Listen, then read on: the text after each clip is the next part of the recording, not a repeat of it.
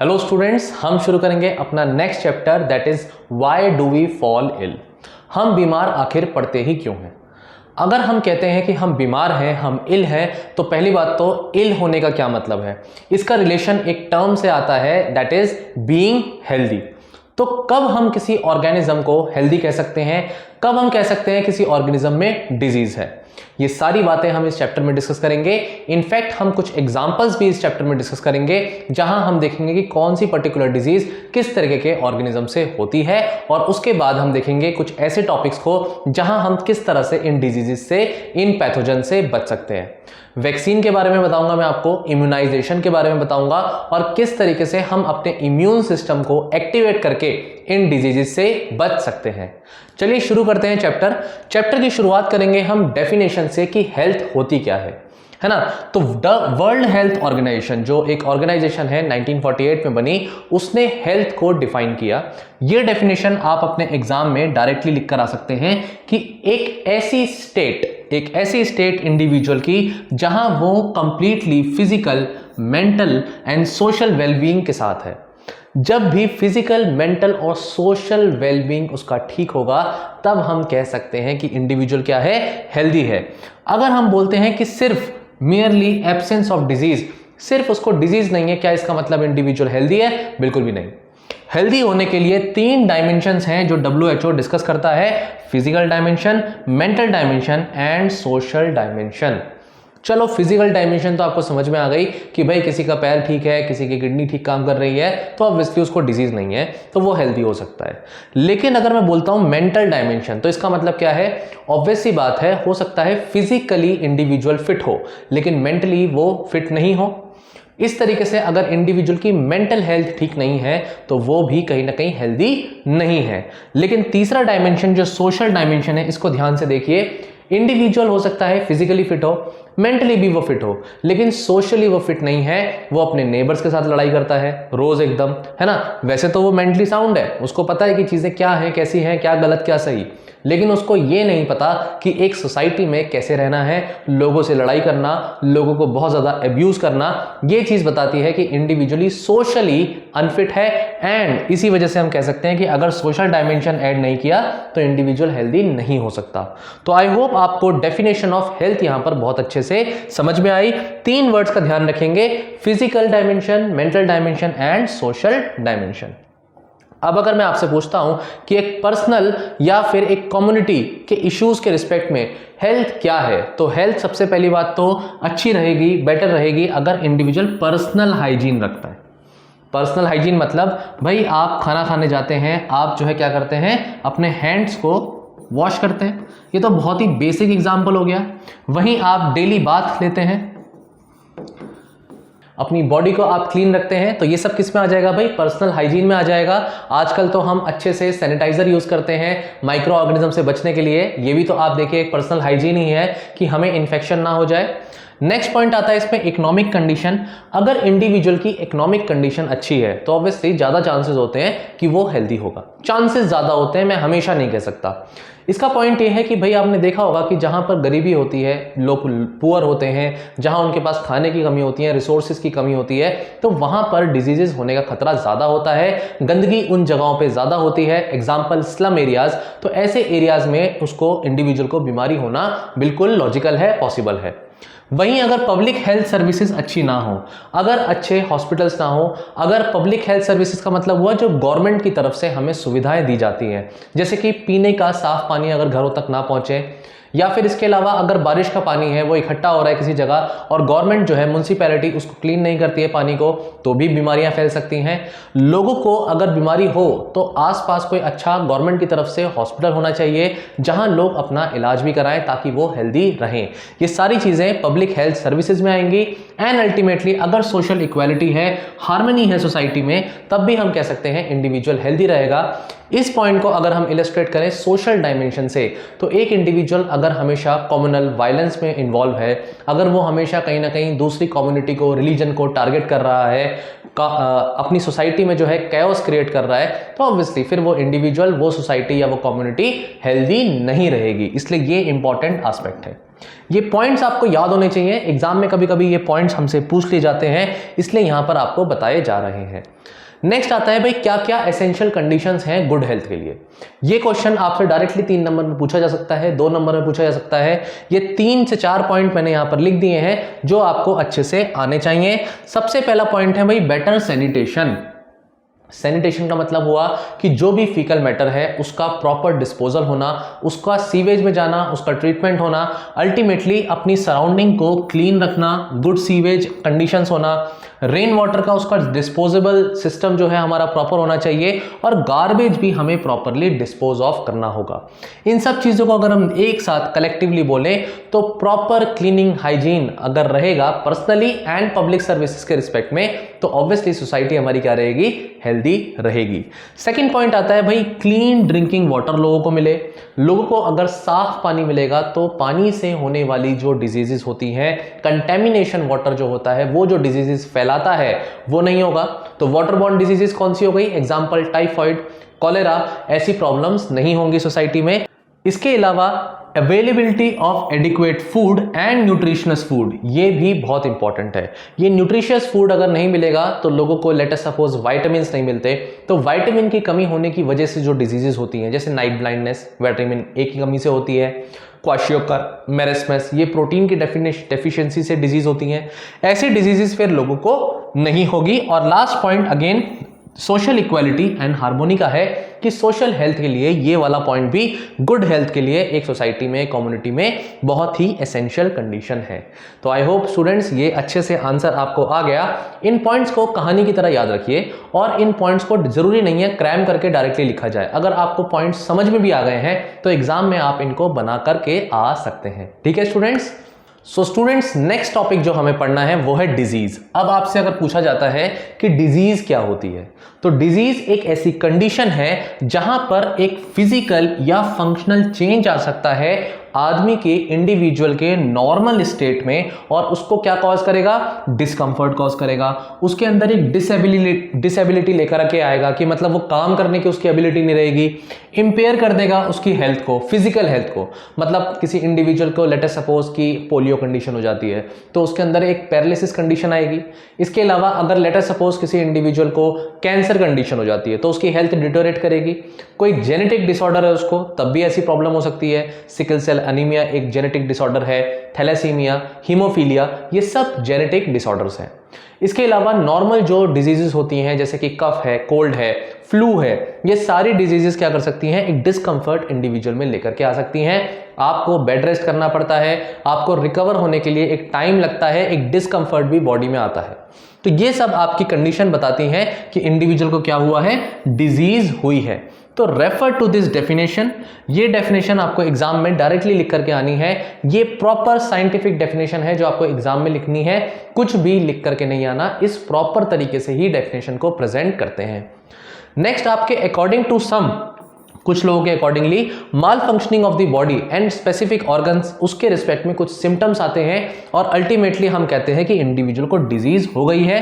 But I would suggest refer to this particular definition for your examination. अगर हम बात करते हैं कि भाई इंडिविजुअल को डिजीज है और इंडिविजुअल हेल्दी है, तो हम इन चीज़ों को कैसे डिफरेंशिएट करेंगे। लेट अस सपोज हम कहते हैं कि भाई एक इंडिविजुअल हेल्दी है और दूसरे इंडिविजुअल के लिए कहते हैं कि वो डिजीज फ्री है, उसके अंदर डिजीज है ही नहीं।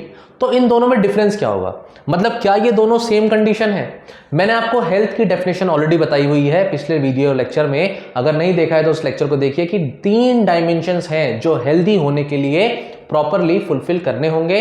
पहला डायमेंशन था फिजिकल डायमेंशन, दूसरा था मेंटल डायमेंशन और तीसरा था सोशल डायमेंशन। अगर सोशल वेलबींग नहीं है तो इंडिविजुअल हेल्दी नहीं होगा। ये state of physical, mental and social wellbeing बताता है। डिजीज फ्री होने का मतलब है बॉडी में कोई डिस्कंफर्ट नहीं है, बॉडी की फंक्शनिंग जो है प्रॉपर चल रही है। ठीक है स्टूडेंट्स।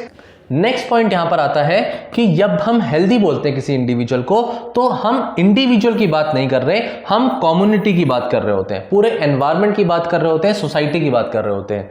लेकिन जब हम डिजीज फ्री बोलते हैं किसी को, तो हम सिर्फ इंडिविजुअल को रेफर कर रहे होते हैं। और तीसरा पॉइंट ये है कि हेल्दी इंडिविजुअल वो सारे फंक्शंस परफॉर्म कर पाएगा जो एक नॉर्मल गिवन सिचुएशन में एक इंडिविजुअल कर सकता है। लेकिन डिजीज फ्री का मतलब ये नहीं है कि वो हेल्दी भी है, हो सकता है उसकी पुअर हेल्थ हो because of the mental dimension and social dimension. तो मेंटली इल हो सकता है या सोशली इल हो सकता है इंडिविजुअल। डिजीज फ्री का मतलब सिर्फ इतना है कि उसके अंदर बॉडी में कोई डिस्कंफर्ट नहीं है। ये डिफरेंसेस आपसे 2 नंबर में पूछे जा सकते हैं एग्जाम में। Please refer to the difference, already आपके लिए लिख करके मैंने यहां दे दिए हैं। अब आपकी कोई डिजीज अगर आती है बॉडी में, कोई कंडीशन, कोई डिस्कंफर्ट आता है बॉडी में, आप हेल्दी जब फील नहीं करते, तो 2 तरीके की चीजें आपने सुनी होंगी कि स्पेसिफिक सिम्टम्स या साइन होते हैं जो हमारी बॉडी शो करती है। तो सिम्टम्स और साइन में डिफरेंसेस क्या है ना। जब हम डॉक्टर के पास जाते हैं और कहते हैं कि डॉक्टर हमें ये प्रॉब्लम है, तो उन प्रॉब्लम्स को सुनकर के डॉक्टर हमें बताता है कि आपको कौन सी पर्टिकुलर डिजीज है।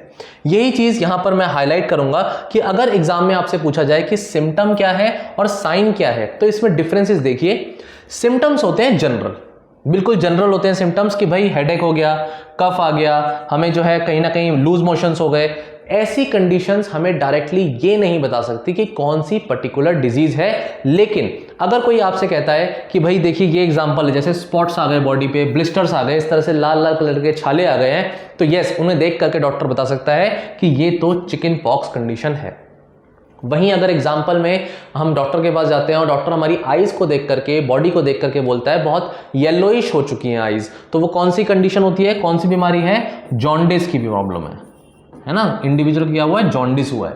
तो वो क्या बताता है कि येलो होना आइस का या बॉडी का येलो होना, ये एक साइन है। तो साइन की डेफिनेशन में क्या हुआ, प्रेजेंस ऑफ पर्टिकुलर डिजीज को बताता है। ये बिल्कुल स्पेसिफिक होते हैं साइन, लेकिन जो सिम्टम्स होते हैं ये इंडिकेट करते हैं डिजीज तो प्रेजेंट है, लेकिन कौन सी डिजीज है उसके बारे में डायरेक्टली नहीं बताता। प्लीज इस बारे में ध्यान रखिए। ये डिफरेंस बहुत ही बेसिक और कॉमन डिफरेंस है। एग्जाम्पल के साथ जब आप देखते हैं तो ये डिफरेंस आपको अच्छे से समझ में आते हैं। सेकेंड पॉइंट सिंपल है साइन में कि ये डिस्टिंक्ट होंगे डिफरेंट डिजीजेस में, बिल्कुल अलग अलग डिजीज के लिए अलग अलग तरीके के साइन होंगे। लेकिन हेडेक होना, लूज मोशन होना या कफ होना, ये बहुत ही जनरल है। मल्टीपल डिजीजेस में, मल्टीपल कंडीशंस में हेडेक हो सकता है, मल्टीपल कंडीशंस में आपके पेट में लूज मोशन हो सकते हैं, पेट में दर्द हो सकता है। ये सिंपल कॉमन सिम्टम्स हैं। यहां पर सेकंड पॉइंट हम लिख सकते हैं कि ये मैनिफेस्टेशंस हैं, कि एविडेंस तो है कि डिजीज प्रेजेंट है, लेकिन कौन सी पर्टिकुलर डिजीज है उसके लिए क्या करने पड़ेंगे, डॉक्टर को टेस्ट और भी ज्यादा करने पड़ेंगे ताकि स्पेसिफिक साइन वो ढूंढ सके। तो साइन और सिम्टम्स में क्या डिफरेंस है मैंने ये बताया आपको। एक हेल्दी इंडिविजुअल और डिजीज फ्री इंडिविजुअल में क्या डिफरेंस है ये भी बताया। ये चैप्टर में इस तरह के डिफरेंसेस कभी कभी पूछ लिए जाते हैं, do not get confuse. Simple से पॉइंट्स हैं, अच्छे से इनको 2 बार सुन लीजिए वीडियो को, एग्जाम में अपने आप ही लिख करके आ जाओगे। ठीक है स्टूडेंट्स, नेक्स्ट हम यहां पर देखते हैं कॉजेज ऑफ डिजीज क्या है, कि भाई डिजीज होती कैसे है। तो 2 तरीके के कॉजेज हैं, एक है एक्सटर्नल कॉज और दूसरा है इंटरनल कॉज। इंटरनल कॉज हमारी बॉडी के विद इन जो फैक्टर्स हैं रिस्पॉन्सिबल डिजीज कॉज करने के लिए, और एक्सटर्नल मतलब बाहर के फीचर्स। दोनों को एक एक करके देखते हैं यहां पर। सबसे पहले है एक्सटर्नल कॉजेज और फैक्टर्स। एक्सटर्नली मतलब कोई डिजीज कॉज हो रही है किसी माइक्रो ऑर्गेनिजम्स की वजह से, और डिजीज कॉजिंग, ये डेफिनेशन हमेशा याद रखिएगा, डिजीज कॉजिंग माइक्रोब्स या microorganisms, they are called as, remember this, they are called as pathogens. Pathogens की डेफिनेशन पूछता है आपसे तो हमेशा याद रखना, जो ऑर्गेनिजम्स डिजीज कॉज करते हैं उन्हें पैथोजन कहते हैं। क्योंकि माइक्रो ऑर्गेनिजम्स जो होते हैं वो 2 तरीके के हो सकते हैं, या तो वो हमारे दोस्त हो सकते हैं या वो हमारे दुश्मन भी हो सकते हैं। इसे हम फ्रेंड या फो कहते हैं। फ्रेंड ऐसे कि कुछ माइक्रो ऑर्गेनिजम्स हमारी बॉडी में हेल्प करते हैं हमारे लिए, लेकिन कुछ ऐसे सपोर्ट करने के बजाय हमें डिजीज भी कॉज करते हैं, तो वो डिजीज कॉजिंग माइक्रोब्स जो हैं उन्हें हम पैथोजन बोलते हैं। जैसे कि कोई बैक्टीरिया है, जैसे कि कोई फंगस है। तो पहला तो फैक्टर ये हो गया कि एक्सटर्नल फैक्टर ये है कि आपको कोई पैथोजन अटैक कर दे। दूसरा पॉइंट ये है कि आपने खाना ठीक से नहीं खाया है, बैलेंस डाइट नहीं है आपकी। अगर आपकी डाइट में बैलेंस डाइट नहीं है तो कोई मिनरल की कमी हो जाएगी, किसी विटामिन की कमी हो जाएगी, किसी तरीके के न्यूट्रिएंट की कमी हो जाएगी, और वो कंडीशन आपको हो सकती है। जैसे कि यहां पर एग्जांपल अगर मैं लूं तो एग्जांपल में नाइट ब्लाइंडनेस विटामिन ए की डेफिशिएंसी से होती है। डेफिशिएंसी मतलब कमी, और स्कर्वी जो होती है ये विटामिन सी की कमी से होती है। स्कर्वी में ब्लीडिंग गम्स हो जाते हैं, नाइट ब्लाइंडनेस में विजन का इशू आता है। ठीक है, 2 पॉइंट डन हो गए अपने। और तीसरा पॉइंट यहां पर है एनवायरमेंट में जितने भी पॉल्यूटेंट्स हैं, हैवी मेटल्स या पेस्टिसाइड्स, इनके होने से भी बहुत सी डिजीजेस हो सकती हैं हमारे को, जैसे कि कैडमियम या फिर मरकरी, Hg सिंबल किसका होता है, मरकरी का। ये हैवी मेटल्स ऐसे मेटल्स हैं, या आर्सेनिक भी हमें मिल सकता है नियर बाय कोई इस तरीके की रॉक्स हों, या इस तरीके के आयंस का हम क्या कर रहे हैं, ओर का हम माइनिंग कर रहे हैं कहीं, तो आर्सेनिक भी कहीं ना कहीं पानी में मिल सकता है। तो इस तरीके के मेटल्स का डिटेक्शन जब होता है तो हमें डिजीज कंडीशन डेवलप हो सकती है। फिर कुछ लोग क्या करते हैं, कुछ लोग ड्रग्स लेते हैं, कुछ लोग अल्कोहल कंजम्पशन बहुत ज़्यादा करते हैं, कुछ लोग टोबैको खाते हैं। और हमें ये बात पता है कि tobacco it can cause cancer, these alcohol and drugs they can also create some problems, जहाँ पर लिवर फेलियर की बात आ जाती है, जहाँ पर ऑर्गन फेलियर में किडनी फेलियर की बात आती है। तो इस तरीके की कंडीशंस हमारे ऑर्गन्स पर डायरेक्ट इम्पैक्ट डालना, ये सब इस तरीके के जो कंपाउंड्स होते हैं, ऑर्गेनिक कंपाउंड्स होते हैं, टोबैको, अल्कोहल, ड्रग्स, ये हमें प्रॉब्लम कॉज करते हैं। They people do that for their abuse and for enjoyment, but at the end इनके long term impact, side effects बहुत गंदे होते हैं। तो ये आपके हो गए एक्सटर्नल फैक्टर। अगर ये फैक्टर से आप बच जाते हो तो कहीं ना कहीं आपको डिजीज नहीं होगी। लेकिन इसके अलावा और भी फैक्टर्स आते हैं, वो फैक्टर्स हैं इंटरनल फैक्टर्स। इंटरनल फैक्टर का मतलब है, हो सकता है किसी इंडिविजुअल को कोई जेनेटिक डिसऑर्डर हो। अब जेनेटिक डिसऑर्डर क्या होता है कि लेट अस सपोज कोई जीन है और उस जीन में क्या हो जाता है, डिफेक्ट हो जाता है। हमें ये बात पता है, जीन तो एक जेनेटिक मटेरियल है इंडिविजुअल का। ये जीन उसको कहां से मिली, फादर की तरफ से आई, या वो जीन उसको मदर की तरफ से मिल सकती है। अगर ऐसे में डिफेक्टिव जीन मिल जाती है किसी इंडिविजुअल को, तो वो क्या कॉज कर सकती है, कोई कंडीशन कॉज कर सकती है, जैसे कि sickle anaemia, sickle cell anaemia. ये एग्जांपल वैसे तो एनसीईआरटी में नहीं लिखे, लेकिन मैं फिर भी आपको बता रहा हूं। सिकल सेल एनीमिया में क्या होता है, ये डिस्क शेप जो हमारी आरबीसी होती है, ये सिकल शेप हो जाती है, ये होती है सिकल शेप, है ना। तो ये सिकल शेप होने की वजह से इसमें जो हीमोग्लोबिन अंदर होना चाहिए वो उतना कैरी नहीं हो पाता, और बॉडी में अनीमिया कंडीशन हो जाती है। और अनीमिक कंडीशन का मतलब है कि ऑक्सीजन का जो ट्रांसपोर्ट है वो कम से कम होता चला जाएगा, और बॉडी में जब ऑक्सीजन का ट्रांसपोर्ट नहीं होगा तो आपको पता है एरोबिक रेस्पिरेशन नहीं हो पाएगी ऑर्गेनल्स के अंदर, और रेस्पिरेशन प्रॉपर नहीं होगी तो एनर्जी प्रोडक्शन नहीं होगा। Individual will always be feeling lethargic. ठीक है, देन इसके बाद जो सेकेंड पॉइंट हो सकता है वो है भाई, एक तरीके के हार्ट की प्रॉब्लम हो जाए, किसी को किडनी की प्रॉब्लम हो जाए, लिवर की प्रॉब्लम हो जाए, अल्टीमेटली किसी बॉडी पार्ट की माल फंक्शनिंग, ये भी तो इंटरनल इंपैक्ट है। किसी को हार्ट स्ट्रोक आ जाता है, मे बी हार्ट की मसल्स काम करना बंद कर दें, किडनी स्टोन की प्रॉब्लम हो जाए, लिवर में, गॉल ब्लैडर में स्टोन्स बन जाए, इस तरीके की problem, improper functioning of one और the other organ of the body, ये पॉइंट भी यहां पर इंटरनल फैक्टर हो सकता है। तीसरा है भाई हॉर्मोन्स। हॉर्मोन्स आपको पता है बॉडी में हमारे फंक्शंस को, बहुत से फंक्शंस को रेगुलेट करते हैं। अगर मैं कहता हूं किसी इंडिविजुअल के अंदर ग्रोथ हार्मोन प्रॉपरली रिलीज ना हो, तो वो कौन सी कंडीशन में आ जाएगा, ड्वार्फनेस में आ जाएगा। वैसे तो ड्वार्फनेस कोई डिजीज नहीं है, लेकिन इंडिविजुअल की हाइट कम हो जाएगी। अगर कंडीशन की बात करें तो हम बात कर सकते हैं इंसुलिन की। इंसुलिन आपको पता है हमारी पैंक्रियाज जो ऑर्गन है हम वो सिक्रीट करता है हार्मोन इंसुलिन, और अगर ये इंसुलिन हार्मोन प्रॉपरली रिलीज ना हो तो इंडिविजुअल को क्या हो सकता है, डायबिटीज हो सकती है। एंड डायबिटीज एक ऐसी कंडीशन है, शुगर की प्रॉब्लम, आपने जनरली अपने आसपास लोगों को सुना होगा डायबिटीज का इशू उनको हो जाता है। एज के साथ ये इशू होने के चांसेस हैं, और ये जेनेटिकली भी होता है। ये सारी बातें इतनी डिटेल में एनसीईआरटी में नहीं लिखी, लेकिन आपको समझने की बहुत जरूरत है, तभी आप इस चैप्टर के एसेंस को समझ पाएंगे। ठीक है स्टूडेंट्स, नेक्स्ट जो हो गया वो हो गया भाई माल फंक्शनिंग ऑफ एन इंडिविजुअल्स। हम कह सकते हैं इंडिविजुअल्स। नेक्स्ट हो गया यहां पर malfunctioning of the body's immune system. अगर किसी इंडिविजुअल का इम्यून सिस्टम ही प्रॉपर फंक्शनिंग नहीं कर रहा तो ऑब्वियसली बात है कि उसको बहुत सारी बीमारियां हो सकती हैं। जैसे कि हमें ये बात पता है कि इम्यूनिटी अगर वर्क नहीं कर रही, तो इंडिविजुअल को कोरोना हो रहा था। अगर किसी इंडिविजुअल को इम्यून सिस्टम अगर उसका बहुत अच्छा है तो कोरोना में उसके चांसेस बचने के, सर्वाइव होने के ज़्यादा हैं। इसीलिए मैक्सिमम लोग क्या कर रहे थे, सर्वाइव कर पा रहे थे क्योंकि उनकी इम्यूनिटी अच्छी थी। लेकिन जिन लोगों की इम्यूनिटी इतनी अच्छी नहीं थी उन लोगों को इससे बहुत सफरिंग हुई, बहुत सेटबैक्स लगे हैं। तो अल्टीमेटली हम ये कह सकते हैं कि जितने भी ये कारण हैं ये इंटरनल फैक्टर्स हैं और ये इंटरनली ही कहीं ना कहीं एक डिजीज कॉज करने की कैपेसिटी रखते हैं। बाहर से किसी एजेंट की यहाँ पर जरूरत नहीं है। वैसे दोनों ही तरीके के फैक्टर्स होते हैं जो किसी डिजीज को जन्म देते हैं, कहीं ना कहीं किसी डिजीज को रीजन बनते हैं उसका होने का। इसके बाद आ जाते हैं हम टॉपिक पर जहां पे मैं आपको इमीडिएट कॉज बताऊंगा कि इमीडिएट कॉज क्या होता है और उसके लेवल्स होते हैं। सबसे पहले तो भाई इमीडिएट कॉज है, प्राइमरी कॉज है पैथोजन का आ जाना। मतलब अगर एनसीईआरटी में भी लिखा है अगर एक बेबी है और वो सफर कर रहा है लूज मोशन से तो उसका इमीडिएट कॉज क्या है। इमीडिएट कॉज ये है कि हो सकता है किसी वायरस ने उसकी बॉडी में अटैक किया हो या बैक्टीरिया ने अटैक किया हो, उसको डायरिया की कंडीशन हो सकती है, उसको कहीं ना कहीं यहाँ पर जो है अमीबिक डिसेंट्री की कंडीशन हो सकती है। इस तरीके के कॉज को हम बोलते हैं फर्स्ट लेवल कॉज। इसको हम क्या बोलते हैं, फर्स्ट लेवल कॉज। अगर इस तरह से क्वेश्चन करके आपसे एग्जांपल पूछ के एनसीईआरटी पूछती है, सीबीएसई में कहीं ना कहीं, स्कूल एग्जाम में कहीं ना कहीं पूछा जाता है, you have the answer in front of you.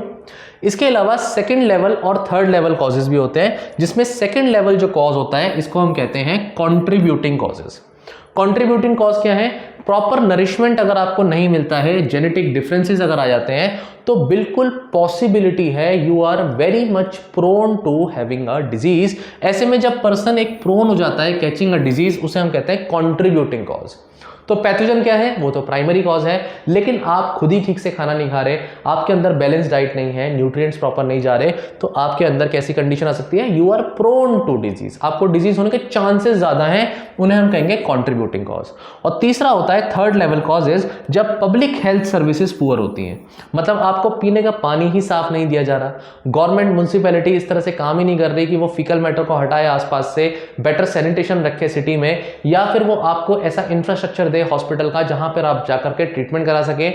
इसीलिए आपने देखा होगा गवर्नमेंट बहुत ज्यादा इस पर जोर दे रही है कि स्वच्छ भारत होना चाहिए हमारा। अगर भारत स्वच्छ रहेगा, अगर हमारे आसपास की सराउंडिंग एकदम क्लीन रहेगी तो ऑब्वियसली डिजीजेस फैलने के चांसेस भी कम हो जाएंगे। तो आई होप ये टॉपिक डिजीज आपको बहुत अच्छे से समझ में आया। डिजीज की डेफिनेशन, डिजीज किस तरीके से साइन सिम्टम होते हैं, डिजीज फ्री या हेल्दी इंडिविजुअल किसे कहते हैं, डिजीज के कॉजेज क्या है, एक्सटर्नल इंटरनल कॉजेज, और फिर first level, second level and third level causes में क्या डिफरेंस है। ठीक है students, thank you so much.